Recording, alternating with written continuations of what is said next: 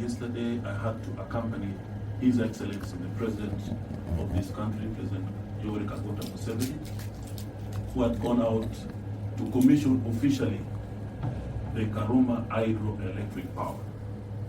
It's an undertaking that government has been doing for quite some time that will see the power grid of this country, the national power grid, enhanced by about 600 megawatts. It was addressed to the chairperson, Committee on Physical Infrastructure, Parliament of Uganda, Kampala, the benchmarking visit by Parliamentary Standing Committee on Human Resources and Community Development of Namibia.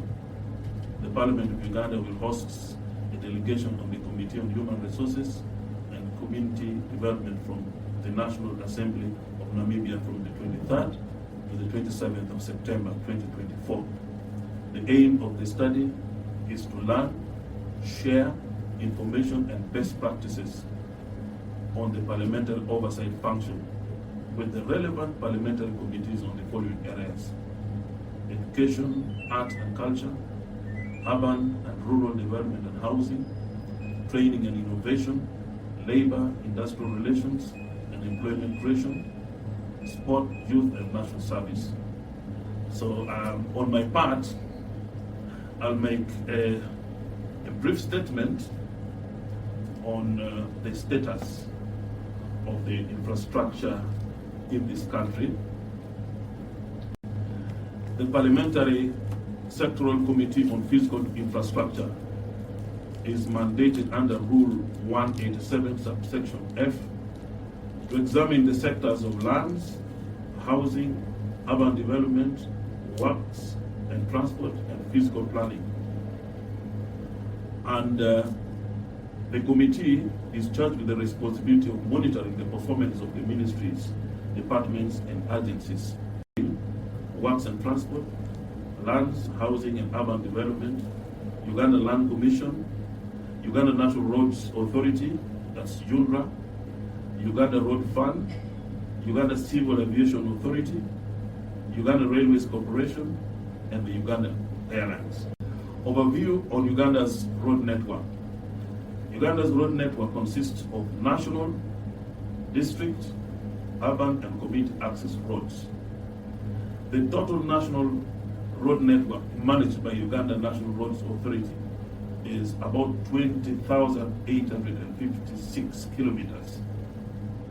Of these, 6,338 kilometers are paved, accounting or constituting to about 30% of paved roads, and about 14,000 non-paved roads. The railways in Uganda, the meter gauge railway. Uganda's railway network consists of an existing meter gauge railway network across the country. Currently, there is an ongoing rehabilitation of two major links. We have got Tororo-Gulu rail line, which is about 375 kilometers, and then Tororo-Kampala rail line, the one we refer to as the Eastern Line, which is about 209. Then we also have the standard gauge railway. Plans are underway to construct a standard gauge railway network alongside the meter gauge railway network to facilitate movement of goods to the coasts in Mombasa and Dar es Salaam. These plans are in line with an East African Community Protocol requiring seamless connection and movement by the standard gauge railway across the region. And honorable colleagues from Namibia, this is also part of the bigger dream of the African Union to ensure the entire African infrastructure connectivity. Water transport. The new Kampala Inland Water Port at Bokassa. In April 2016, Parliament passed a loan request of euros 50 million, that's approximately 160 billion Uganda shillings, for phase 1 of a 3-phase inland water port at Bokassa. The cost of the 3 phases will be euros 350 million, approximately 1,277 billion, that's about 1.2 trillion Uganda shillings. The project was to address future traffic demands across Lake Victoria and provide alternative access to the Indian Ocean via Dar es Salaam Tanga in Tanzania. Then phase 1 commenced and is underway, while the other phases will start after the completion of the Uganda support to municipal infrastructure development. This project was implemented in 2 phases by the Ministry of Lands, Housing and Urban Development in several municipalities and cities across. The Uganda Road Grant.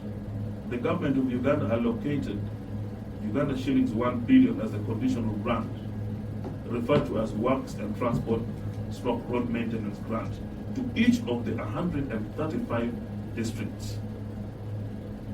The same amount of 1 billion was also rolled out to each of the 10 cities. And also the same amount of 1 billion was also rolled out to each of the 31 municipalities since the financial year 2023-2024. The intention of the grant is to ensure improved overall condition of the district urban and community access roads, here referred to as DOCA network, with a view of improving rural accessibility and working environment in urban areas. The cost of road construction.